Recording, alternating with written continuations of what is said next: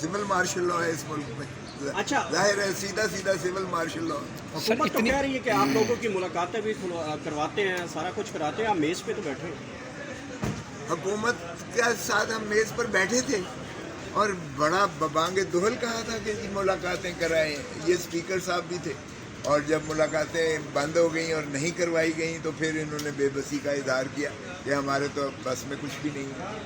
तो ये तो इनकी कैफियत है, वंस बिटन ट्वाइस शाई।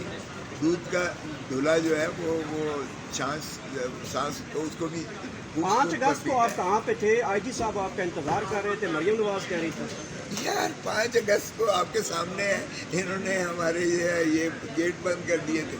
हम जब गए तो रास्ते में इन्होंने रुकावटें पैदा की हुई थी, आपको पता ही है, मैं आपके सामने गया हूँ। और चने खाते हुए चने खाते हुए तो आपने पूछा था कि चने क्यों, मैंने कहा चने इसलिए लेके जा रहे हैं कि पता नहीं कितने दिन के बाद वापस आना पड़ेगा। तो हम तो तैयार होते हैं, हर इवेंचुअलिटी के लिए तैयार होते हैं। तो ये कहना बंद कर दें, अब लोग नाबल्द नहीं हैं, ये सोशल मीडिया का दौर है। सभी को पता है कि ये इन्होंने किस तरह से फिस्तायत जो है वो के ज़रिए से सारे पाकिस्तान को एक जो है पुलिस स्टेट या गैरिजन स्टेट बना दिया है। ये बातें करते हैं दुनिया जहान की कि जी उनको बुनियादी हकूक़ दिए जाएं। पहले अपने मुल्क में तो बुनियादी हकूक़ दे दो भाई, अपने मुल्क को तो आज़ादी दे दो आवाम को।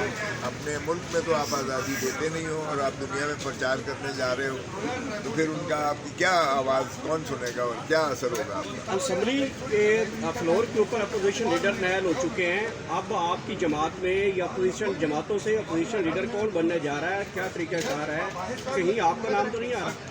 अरे आता रहे, वो कहते हैं ना, पहले मैं पीपल्स पार्टी में था तो तुम कितने भुट्टो मारोगे, हर घर से भुट्टो निकलेगा।